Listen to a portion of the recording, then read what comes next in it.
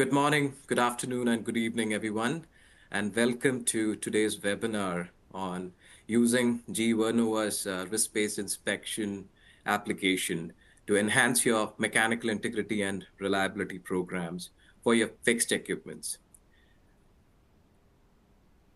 First of all, I want to, again, thank you for taking time from your busy schedule and attending this webinar. Before we get started, I want to go through quickly some housekeeping items. This webinar is being recorded and will be available on demand to view later, and we'll be posting it in our YouTube channels too. At any point of time, if you have questions or comments, please don't forget to paste them or post them in our Q&A chat box. And if you're interested in further details after you watch this webinar, we have a lot of additional content available in our resources center. So I wanted to do the honor of presenting the presenters. So first of all, I'm really excited to introduce Abed Ismaili, who will be my co-presenter and who will be leading it in various ways. Abed is a senior RBI engineer at OQ Oman with nearly 20 years of experience in asset integrity, corrosion management, and risk-based inspection within refining and petrochemical sectors. He holds a master's degree in metallurgy. He's currently a super user of GE Vernova's RBI module within OQ. His key area of expertise is corporate level financial and area-based risk assessments, and has played a key role in defining and optimizing turnaround scopes. He's also been instrumental in analyzing risk transition to really support deferrals and also make decisions during turnaround planning. His technical strengths include root cause failure analysis, fitness for service calculations, corrosion control, material selection, and has a deep command on codes and standards like API, ASME, NACE, and ASTM. And as I said in my LinkedIn post recently, that we have been hosting a lot of webinars over the years, but I'm really excited about this one because this is our own user taking through his journey and how they used our application to get value out of it. So welcome, Abed, and thank you again for participating. And to introduce myself, my name is Vipin Nair, and I'm a director of digital product management for asset performance management solution for GE Vernova. I have been in the space for 20 years. I'm coming from, again, similarly from an industrial background, come from a petrochemical mechanical integrity background. But since last year, 8 years, I've been developing enterprise level products for both mechanical integrity and reliability. So it's a pleasure to talk through this webinar. Before Abed jumps into the use case of how he has been using the application to get a value, I'd like to take you through our mechanical integrity suite of solution, how it sits in the overall APM ecosystem, and we'll also dive a bit into the RBI space or the RBI specific application. So this first slide shows our current enterprise level asset performance management offering that we provide. It ranges all the way from our predictive analytics suite, which is called Smart Signal. We have got a health monitoring solution, which is really our APM Health. We have got a strategy optimization, which is enabled through APM Strategy. Then we have our APM Integrity, Safety, and Reliability solutions. Today's focus would be really the integrity solution set, which is focused on keeping your facilities contained and compliant. But we'll also talk about how the reliability solution can be leveraged to kind of extend your journey from just a mechanical integrity to a holistic reliability program. And Abed will be talking much more on that. So we typically focus on codes and standards, we calculate the risk, we manage your inspection programs, but we really also want to see how you can use the work history data, the actual data, which is event that has happened, use reliability analytics to calculate some of the key variables, understand the bad actors, use our root cause analysis to identify the actual root cause and eliminate it. So the theme of today's session will be really covered within our using our integrity solution and the reliability solution within our portfolio. Now, if I double click on the mechanical integrity suite of solution, as I mentioned, that itself is again an enterprise level mechanical integrity solution, which is inclusive of a risk-based inspection application, which really helps you with calculating the likelihood and consequence and calculating the risk for various asset types, which is really focused on static equipments. We do have a holistic inspection database management system where we help you document the condition and track any inspection recommendation or anomalies to closure.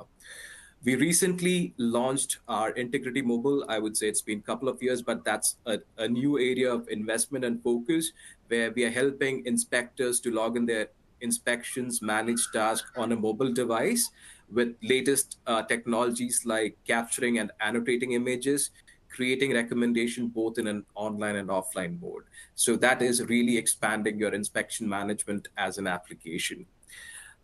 We do help manage large-scale corrosion and thickness measurement programs in your organization using our thickness monitoring module, which helps you calculate various corrosion analysis summary as per the code.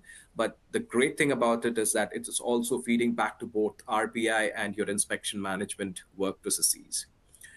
Again, recently we launched our 2D visualization tool, which is to help you give some contextual information of your asset in various part of the modules, which is also in thickness monitoring and in RBI.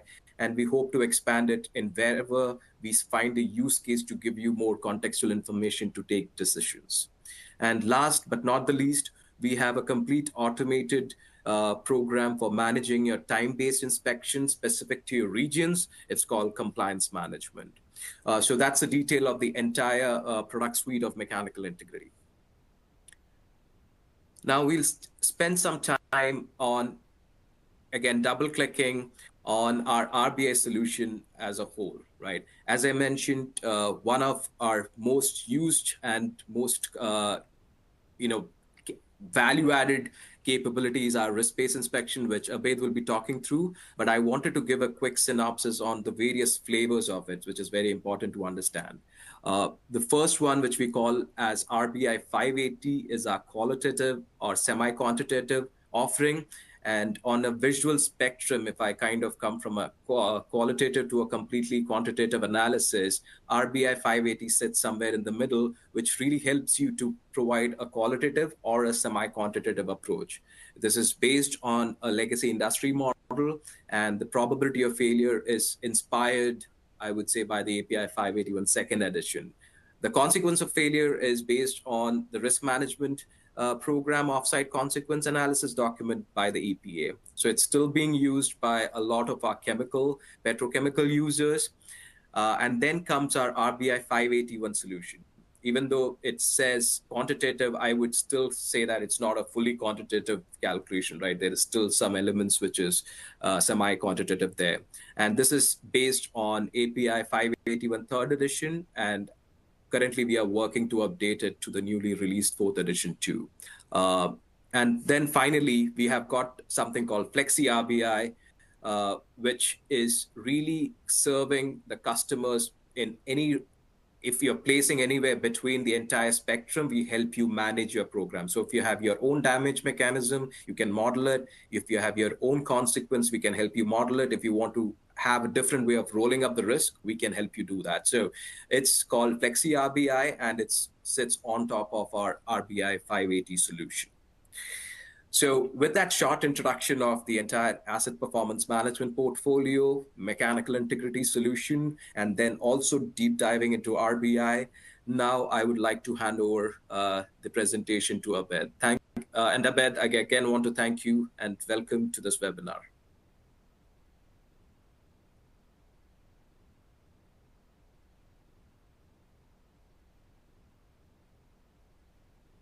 Abed, sorry to interject. I think I'm not able to hear you. Maybe you want to check. You might be muted. Sorry. Thank you, Vipin. My mic was off, sorry. Uh, Hello and welcome everyone. Thank you for joining us today from wherever you are, and thank you so much for tuning in today. My name is Abed and I work at OQ company in Oman as a part of reliability section and RBI team. I'm so excited to be a part of today's session for sharing our knowledge and experience uh, using the GAPM and a real case study. And I'd like to express my frankly appreciation to the GE Vernova's teams, Mr. Vipin, Darlene, Rahul, and others as a highly professional and motivated group. Let us get started. First of all, I would say a little bit about OQ company and GAPM history in OQ. OQ managed direct energy investment within the energy sector, such as oil and gas exploration and production, oil refining, petrochemical production, trading, alternative energy, power generation, and so on. Rooted in Sultanate of Oman and operating across 17 countries, OQ Asset covered the energy value chain from exploration and production to marketing and distribution of the end user product to serve more than 2,000 customers in 80 countries. I'd like to briefly walk you through the journey of GE Vernova's APM within OQ and how it contributes to our operational excellency. Since 2015 and to 2016, the journey began with data gathering and implementation phase of GAPM version 3.0. In 2019, we advanced to version 4.3, and most recently, we have upgraded to revision 5.1, which continues to support our goals and predictive maintenance, asset reliability, and cost optimization.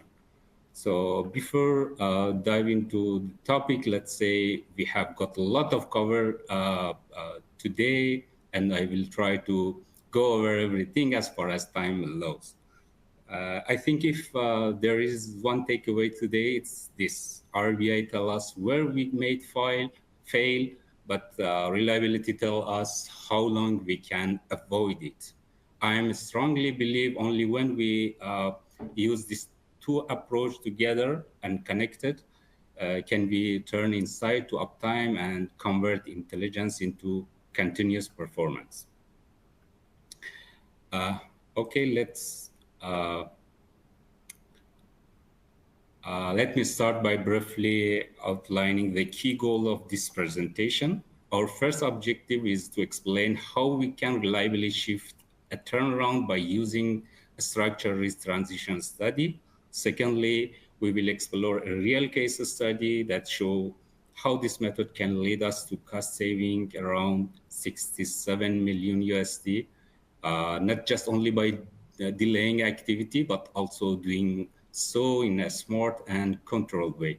Because we know RBA is not only about less inspection, but also about smarter inspection. And finally, we aim to show how we can extend the inspection interval with confidence while still meeting all safety and compliance requirements. With those objectives in mind, let me move ahead and start looking through the methodology in more details. Uh, there are some assumptions here.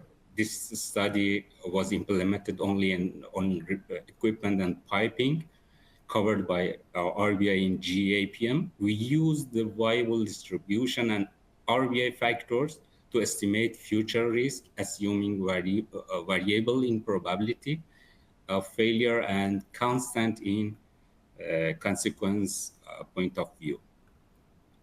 It only include item with deadline before Q4 2025 and does not cover rotaries, PRD, electrical instrument, and so on. Likewise, they could be included. Uh, okay. Mr. Vipin, I believe that the next couple of slides might touch on area where you may have insight or concern, please feel free to jump in at any point. Your input would be highly valuable and for our discussion. Let us make this a two-way conversation. Okay? Absolutely. Yeah. Yeah. Uh, okay, in this slide, we talk about the strategic rationale behind turnaround rescheduling. The first and the most compelling reason is cost saving, we know. I'm pretty sure that you know how the shifting TA can help company improve scheduling, flexibility, and reduce downtime, leading to more efficient operation and increased productivity as well. Secondly, we have a market condition due to economic fluctuation, customer demand, or geopolitical reasons. Uh, Third is strategical alignment as companies refine their long-term goals. Of course, there are some other contribution factor as well, such as shortage of material, production demand, governmental regulation, and dependency on other plans. All of this can influence our decision about the shifting CA. So any question from your side, Vipin? Yeah. So I Yeah, think, all those are great. And what we see, RBI requirements changes from region to region, right? In United States, it is acceptable to kind of carry out RBI and extend it because the government regulation allows you. But in a different region, it is still, you have a max cap, which is put by the local government regulation. So I'm more curious here, Abed, in your part of the world, what what is your current turnaround frequency, right? And how much are you trying to kind of extend it with the help of risk-based inspection as an approach? yeah, right. Uh, yeah, in OQ, we have, in our area, we have 7 main plants, each typically assigned a turnaround interval, usually for 4 or 5 years, depending on the plant type. For example, refinery and methanol plants are usually on 5-year cycle, while petrochemical units such as steam cracking unit, aromatic, polypropylene, and LPG unit generally follows by 4-year cycle. And regarding extension of this interval, it's depend on their respective risk level and may vary accordingly.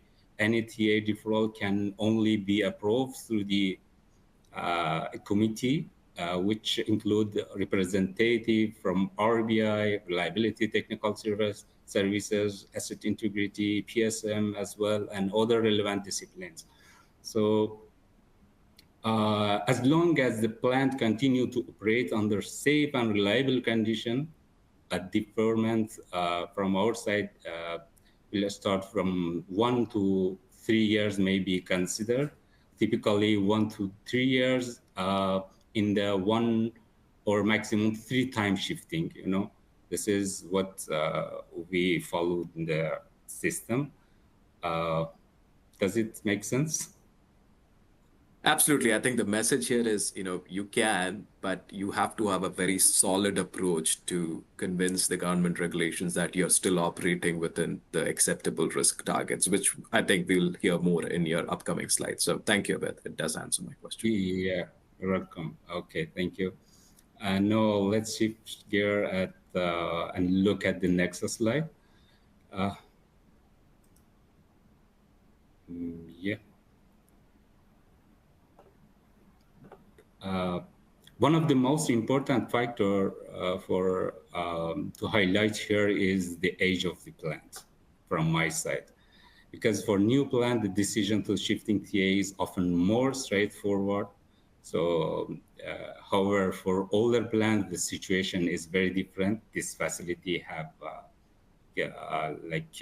aged asset with higher possibility of the failure. That's why a much more careful and data-driven analysis is essential for us before making any postponement decision.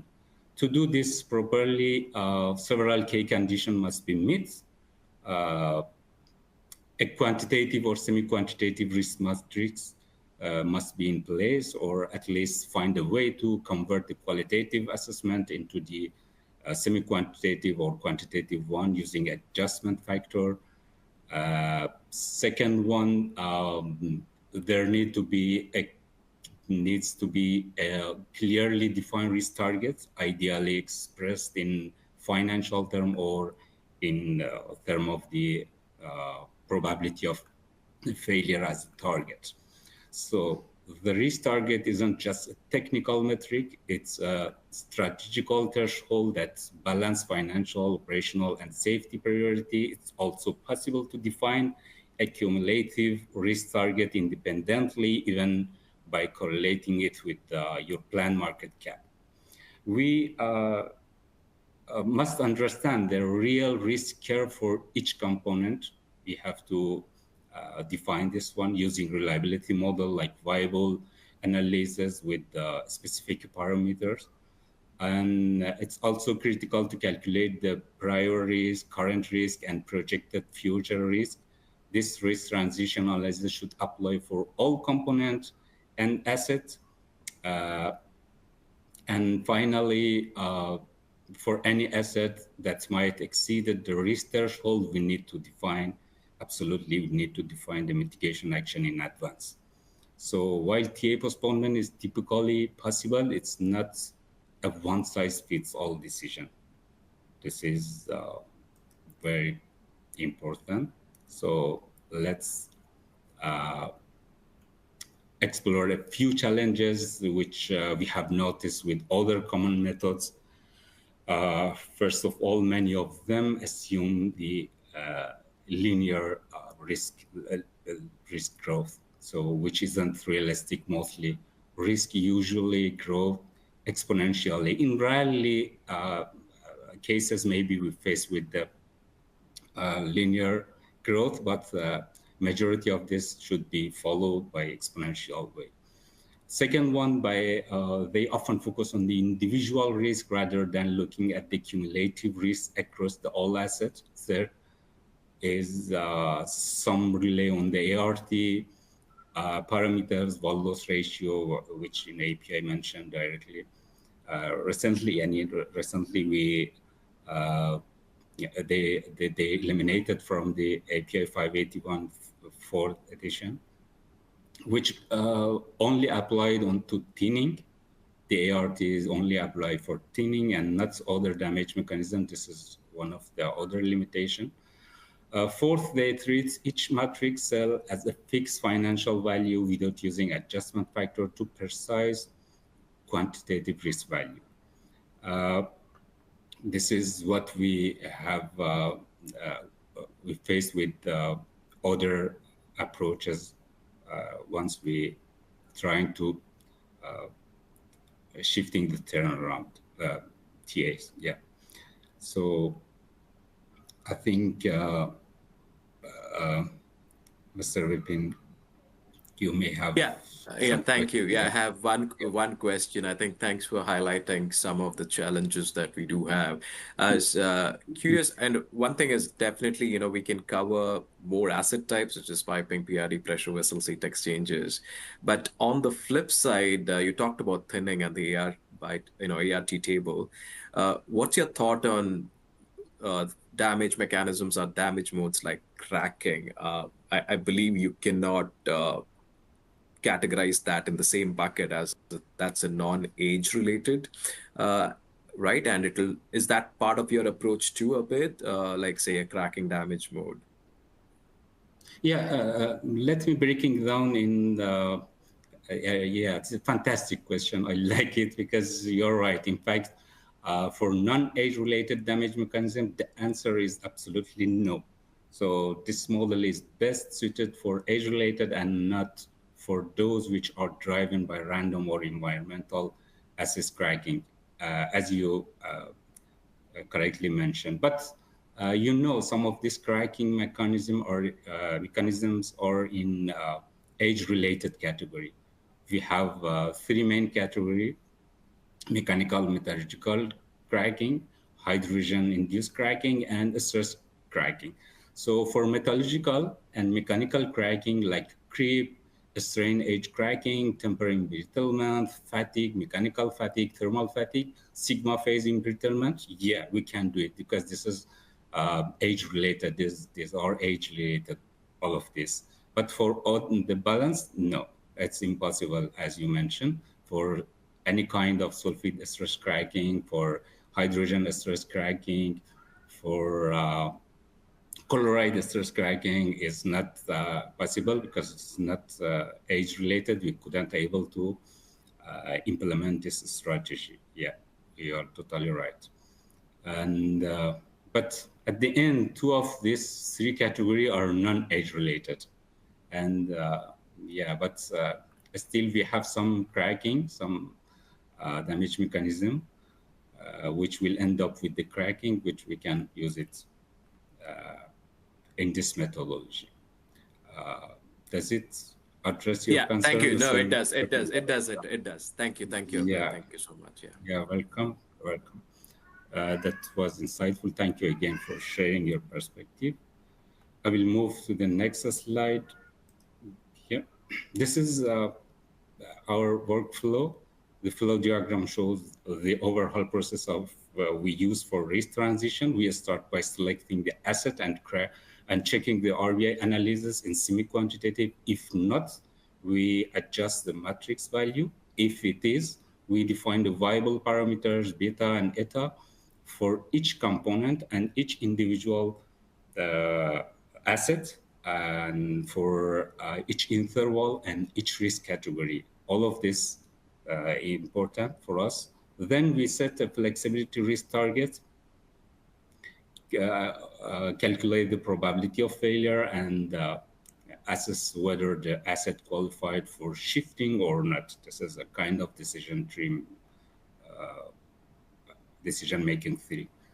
So the next slide, we define inspection or maintenance interval based on the both risk and reliability. We start by setting a risk target.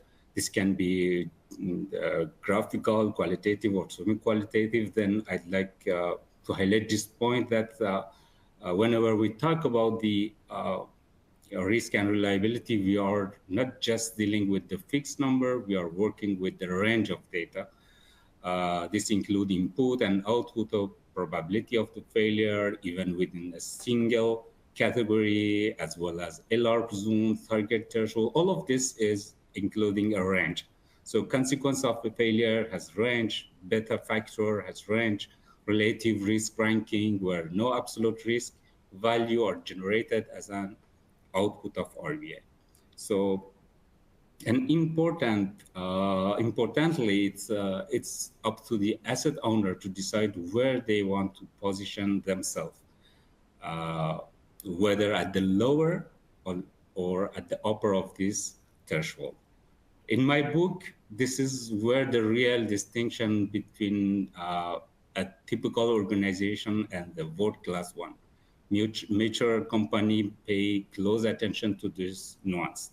They don't just set threshold, they strategically select, customize them. And that level of care in decision making has translated into $1 million of saving, simply by choosing the right threshold at the right time for the right object, which named Flexi-target. By Flexi-target, we can expand the interval for low risk asset and squeeze it for high risk. This slide will show you the threshold definition.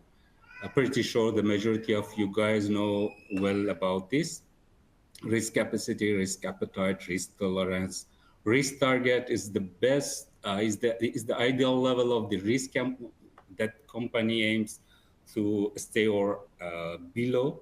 It acts as a guiding point for the decision making for entire of the company. A target is defined as the maximum value as per API 581 clearly mentioned. The target is defined as the maximum value acceptable for continued operation without requiring a mitigation action.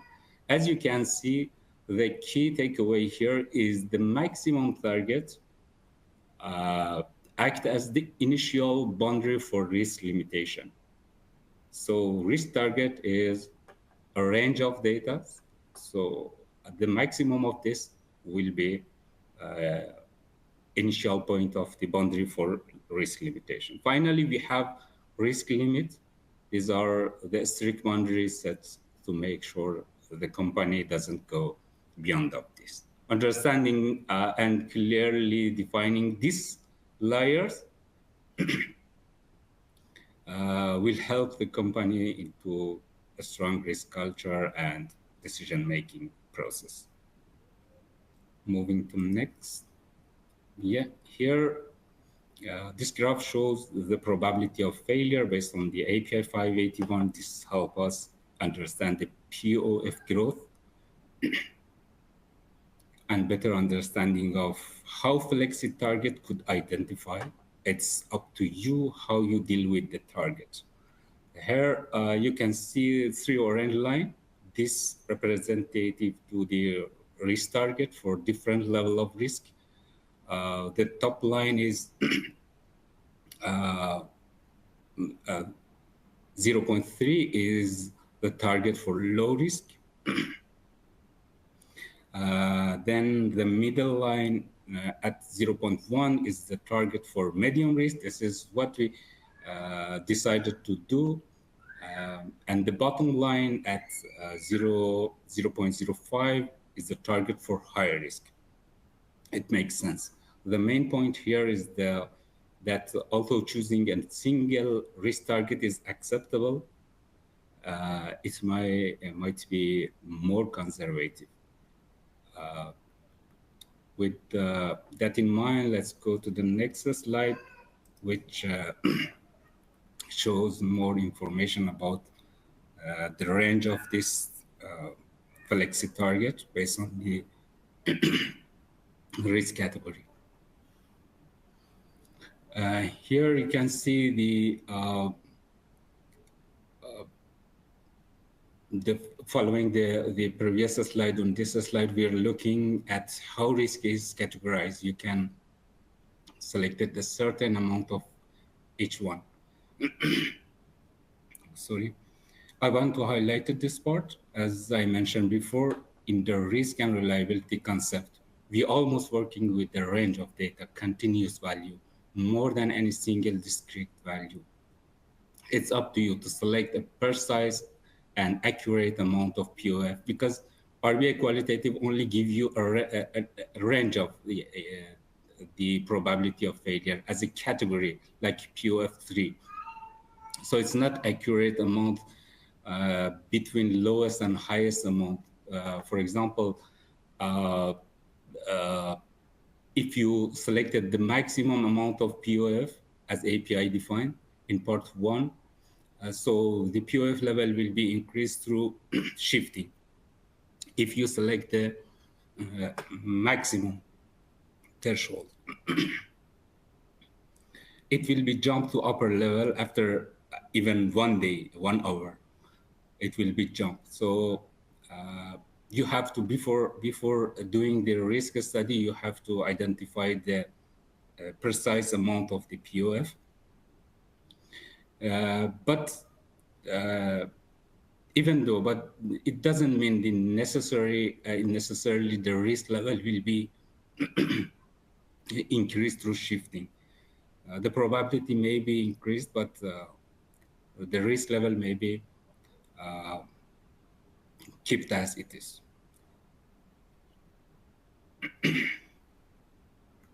So let's also explain how this value affect our inspection interval. Next slide. Here you can see effect of the Flexi-target with inspection interval and explore how flexible target can influence inspection interval. What we notice here is that not all assets behave the same. Some show a sharp increase in risk, while others raise more gradually. So simply, we can say the higher the risk, the shorter the interval. And the higher the threshold, the wider the interval. We all probably know no target means no valuable risk assessment.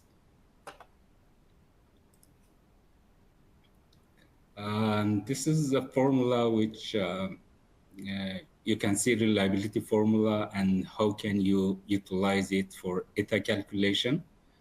If we had ETA, so it would be easy, but otherwise we have to estimate or calculate it through some certain of method. So the reaching to the ETA, current ETA and beta, it's the uh, uh, main aims for the TA shifting, for using the viable. So without selecting the correct and precise eta and beta, your study uh, maybe uh, have not enough value for the system. Its example here in the bottom of this slide, you can see the example. We have a vessel with the 20 years design life and the beta of 2 and a target reliability of 90%. So when we plug it in the formula, we get it is approximately 61.7 here. This means the system is expected to uh, last longer than its design life before reaching at 90% reliability threshold. As you are perhaps aware, there are some defined data and beta in API 581 and some others in the best practice you can find it. And I think in GE library, they have some example for beta and beta based on the OREDA and some other database. So this slide shows our case study was a steam cracking unit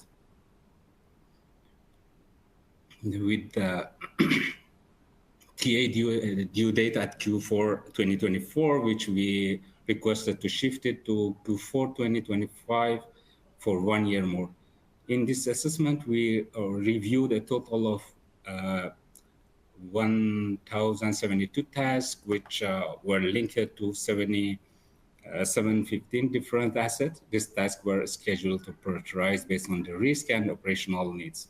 If we look at the timeline, you will see the planning span from 2022 to 2026 with the major turnaround schedule for 2024. This timeline helps us to visualize how tasks are distributed over the years.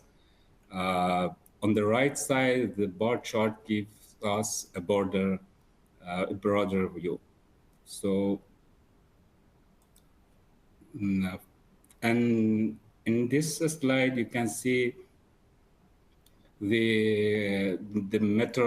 our methodology basis and what we have for our basic risk calculation based on the GE Vernova's APM models. So we follow this data as a for using for inspection effectiveness, for consequence category, for probability of failure calculation and risk matrix and inspection priority as well.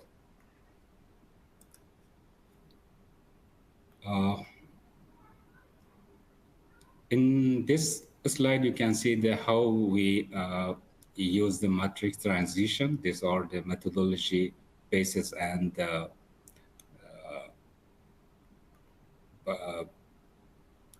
we can see three main area. In the left side, the matrix, you can see the POF driven area, COF driven area, and the top of that, we have a mixed driven area where both probability and consequence play a significant role. So we can define the separate risk targets for consequence of failure driven area and for probability of failure driven. So this kind of the breakdown of the this matrix will help us to decide where to focus our attention, whether we need to reduce the chance of failure, minimize the impact, or address both. So in the right side, you can see the matrix 1, middle and top, absolute financial risk by dollar per year, and the matrix 2, middle and bottom, normalized risk scoring by, and right side, the adjust monetary risk matrix after applying adjustment factor. It's a part of a standardized risk banding scale, and this 3 ISO line, you can find it in the matrix 2, middle and bottom, uh, will illustrate how targets have been performed based on our project. Next slide. Yeah, this is a classical graph, which we know everywhere. You can see it, formulas for beta and reliability. This graph shows how the shape parameters or beta affected our probability of failure over time. As beta increase, the curve shift, indicating different failure patterns. For example, if the beta is less than 1, we all know we see early life failure. For beta equal 1, we assume that the failure rate is constant, and for beta more than 1, it's reflected wear out failure. So majority of our cases are in this category for beta more than 1. So for example, you can see you can select the beta, for example, for pressure vessel. Based on the damage mechanism, for general corrosion and thinning, you can select a 2 or 3. Again, for stress corrosion, cracking and pressure vessel, 3 or 4. For fatigue, you can select 3 to 5. And for creep, the worst case, you can select 4 to 6. And once you put this number in the viable parameter, you can see how it will be affect on the final probability of failure. So the equation on this slide can help calculate the cumulative distribution function, which is, we call it POF, as a POF. So in the right side, you can see 2 books shown where here they are excellent reference from, in my opinion. If you would like to explore this topic further, you can refer to this document. They will give you the solid foundation in the viable modeling. The next slide, let's move to the next slide. Yeah, this is a fantastic slide. A closer look at the graph, which shows the comparison between 3 model, exponential, viable, and VIBIs. Each one predicted how the probability of failure increased as the time goes on. At the bottom side, you can see the formula used for calculation, the characteristic life, which we call it eta, depending on the whether failure have occurred or not. This helps us estimate the failure probability more accurately when data is limited. So that is what VIBIs, which in the API 581 they mentioned as VIBIs.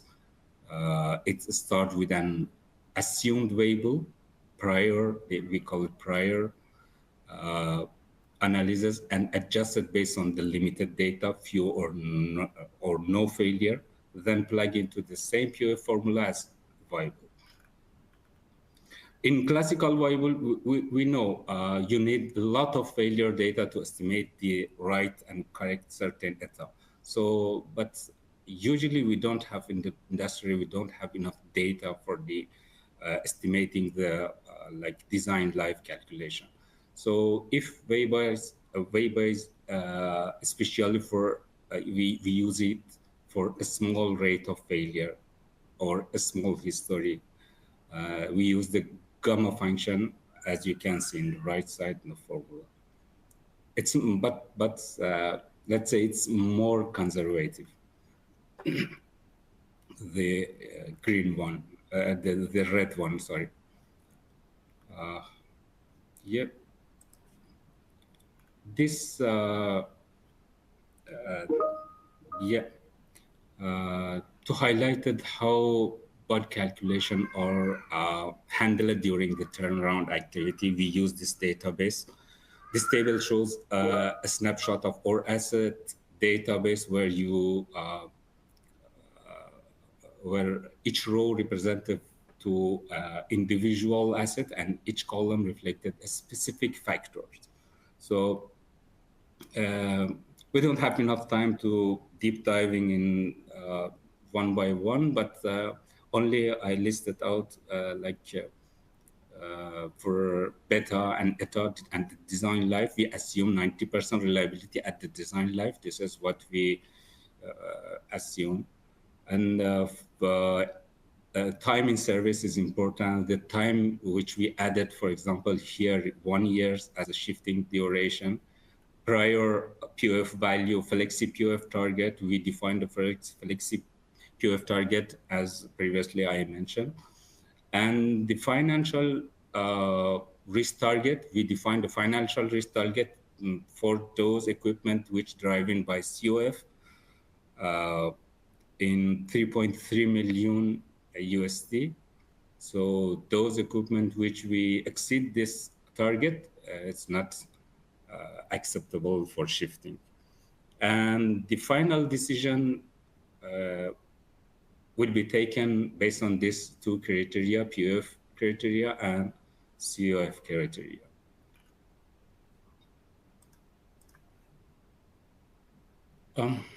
This is the result of what we had in the system.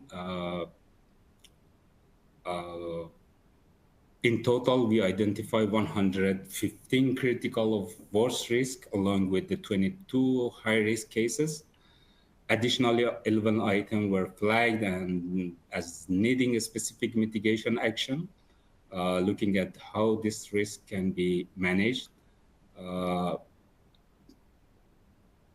of them, 104 cases can be postponed without any mitigation, and 9 cases required mitigation before they can be deferred. And 2 cases cannot be postponed based on our analysis and must be addressed directly.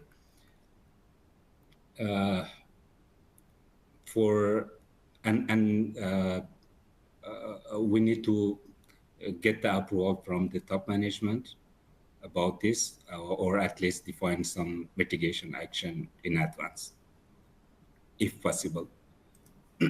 Okay, let's move to the next slide. This is this table. We listed out these 11 critical components, each affected by different degradation mechanism. All of this equipment fall under the medium high risk category, which already seeing signals as need for attention. More of these components are expected to shift into the high risk zone. And 2 of them are even projected to enter to the failure area. It means it's very dangerous, mainly due to the mechanical fatigue and sulfide stress cracking. And in the next couple of slides, you can see the result. This gives us a clear picture of the risk transition over 1 year's interval in the worst case scenario. I only selected each one, our asset, we have to define for each one this kind of the graph. I only selected the worst cases for medium high risk, for example, here, and 1 year interval. This is what we can see here. It goes to the failure area after 1 year's transition from year 4 to 5. And second one is risk transition for medium high risk and 2 years interval. Worst case scenario again. Uh, 31, page 31 here. This graph shows how the combined probability of risk increase over the years. So the background color, as you can see here, maybe it's not clear enough, but the background color help us to visualize the shift from the low risk in green and to high risk in red. As we can see, the risk moved quickly into the high and very high zone if no action is taken. The left side, you can see the risk or probability of failure as a main driver of the risk in these cases. And third one is risk transition for medium high risk and 4 years interval. If you can see here, on the TA time due date, the risk is equal to, it's close to jumping to the high risk. So here you can see medium high risk can shifted into high risk zone over a time for those assets which have 4 years interval for in these cases. Yeah. The next slide, cumulative cost. You can see here, this slide gives us a clear picture of the cumulative number of asset and cost analysis, which is grouped by different risk level, low, medium, and medium high. These breakdowns will help us to understand how risk level influence cost over time. Yeah, I will show you this result in the next slide. What we see here is the financial estimation of how inspection effectiveness can impact this transition over time. Yeah, and for example, if inspection are highly effective in level A happen, the financial risk in 2025 will drop significantly to about 8.9 million USD dollar. As effectiveness decrease, the risk will be increased accordingly. What we can see in the system shows us the relation between, it depends on you, how you can select the effectiveness, and how you're gonna deal with the inspection effectiveness and its selection. The next slide, the results show the financial risk analysis here. Our findings show that the main driver for financial risk is the shift from the medium high to high risk. The other scenario, the amount of the financial risk is not too much, so we can only focus on the probability of failure for them. But in case of the COF driven, we can use it, this financial scenario as a reference. This transition leads to the largest increase in cost. So altogether, the total financial impact across all 115 assets was approximately 67 million USD dollars. With that in mind, this amount is only regarding to inspection and the financial risk of the asset. It's not production loss or whatever. So let's move to the last slide to discuss how we can address this risk effectively. Yes, here, this is, we will conclude with this slide. However, there are two cases I only want to emphasize on that. These two cases that cannot be transferred. This will need approval from top management, but they can still be managed through normal operation based on our cases by some definition, some alternative inspection method. At the end, let's say postponing the TA by 1 year by 1 year, a clear financial, they have a clear financial advantages.